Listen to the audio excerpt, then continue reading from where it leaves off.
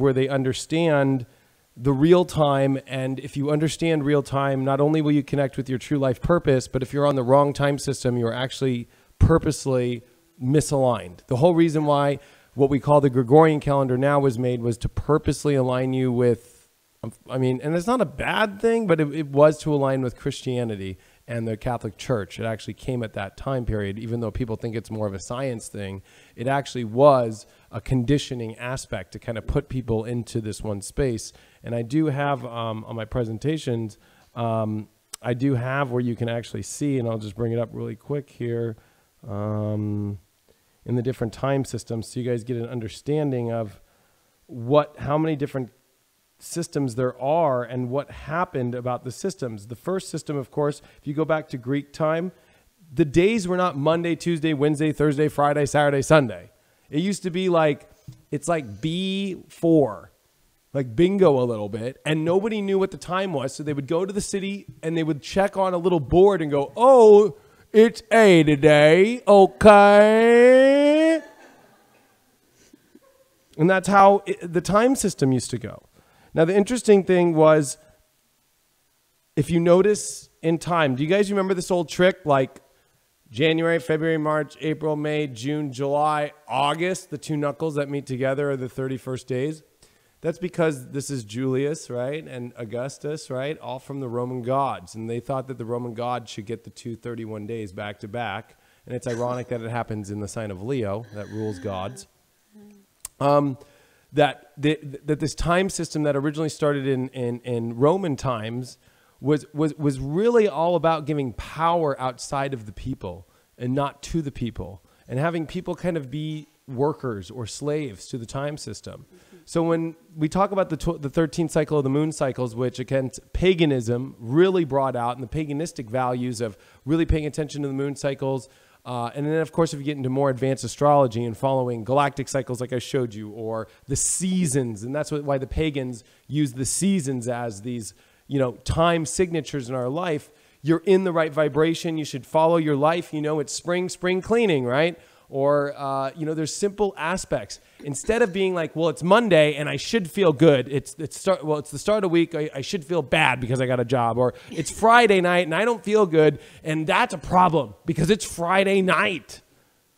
The problem is you're not paying attention to the higher conscious time frame that actually is whatever the reality is. And you've been brainwashed into following a time system that actually is not divinely guided or in tune with the true essence of what's really happening. So you're misaligned. It's like very rare that you actually hit a Friday night and then you hit it when it's really good in your chart or something. And it's all like, yeah, and those moments become really good because it's like, wow, I actually hit it all on the right thing. It's kind of like a crapshoot. We live in a crapshoot time system where your astrology, the events that are happening are all like, well, it's got to be perfect, or if my wedding on a Sunday doesn't go right, or if church didn't go right on this Sunday, it didn't feel real godly today, or whatever you want to see. You have to take yourself to the real time system, which, believe it or not, all time is based off the planets, even the one we're on. Yeah. Just a different way of looking at them and a misaligned math to what's really going on. And if you're able to learn to get off that system, which I train everybody, like follow the moon for 28 days, I dare you. Mm-hmm. Like, no, you should be able to know, like, yeah, it's about to be full. It's not full. I love when people go look up and they go, look, it's the full moon. I'm like, yeah, in 3 days. Or it's like, yeah, it's the full moon. I'm like, that happened 3 days ago. Because they just like look up, oh, it's full, but they don't even see how it's already happened and not maybe paying attention to their life. Like, didn't you remember that was 3 days ago? That was pretty intense, right? And the rhythmic cycles that happen in your personal life as well, and how they flow in harmony with the natural rhythmic cycles of the moon, of the earth, of the tides, of the sun, of your life, of your emotions. All of that flows. Yes. I mean, you'd be an idiot if you were to literally go dock your boat like on the sand and knew the tide was going to go out. Like, you would just be a retard, right? It's like, oh, yeah, we're going to go out for an afternoon cruise. And you bring everybody down there and the ocean's all the way there. And you're like, well, you guys got to help me bring the boat back into the water. Wouldn't do that to That's your life. how everybody's living their life. And that's what blows my mind about not paying attention to time and spirituality is, okay, you could do whatever you want in spirituality. You can meditate. You can do all these things. But if you don't even understand the whole the root of the reality you're in, that boat's still not going to make it. You could have all the great food in the coolers. You could have everything that you need, but that boat ain't taking off. So how do you course correct or get on a line, timeline? Following, like you said, there's an app for that, by the way. There's a great app. It's called the leokingApp.com. Number one astrology app in the world. I heard that somewhere.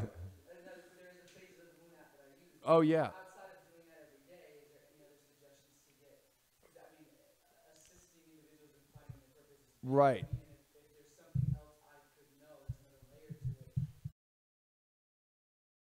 I would have fun looking up the first of the calendar systems and why we're on this calendar system. So if you understand time that we're on, you're going to understand how to crack time first. So I always tell people, like, they want to learn astrology. I'm like, well, you don't even know astronomy. So how am I going to teach you astrology if, like, astrology is filling up a soul to a soulless science. That's what I call it. So instead of trying to figure out the soul, maybe you should figure out the science first. Like, if you don't know the moon takes 28 days or whatever, you'll never get astrology because you can't do it in your head or whatever. So cracking the code usually means going straight to the source first, which is time itself. Knowing why is it that we have a time system that has 7 days a week and 365 days a year with a leap year every 4 years? Like, why is that? And why do we change the time into these weird moments? Like, why do we do that? Conditional programming. And they're trying to get close, but no cigar. Yeah. They're never on. Like last year, your birthday was not on your birthday. So when I had all my clients come for their solar return charts last year, it was like, oh, you're a day early. And they're like looking at me like, what do you mean? What do you, today's my birthday. I'm like, no, actually the sun exactly hit the same point it was when you were born yesterday. We were all off because of the leap year. So it makes people, they're celebrating their birthdays on the day that's not their birthday. So you can see how it's correlating in a million different things in their life. They're not connecting to the time. And unfortunately, I mean, if you want to know what the master's degree is, it is understanding astrology and understanding the rhythmic patterns of that. And there's multiple levels of it, but the basic is, how do you crack the code? Just learn time.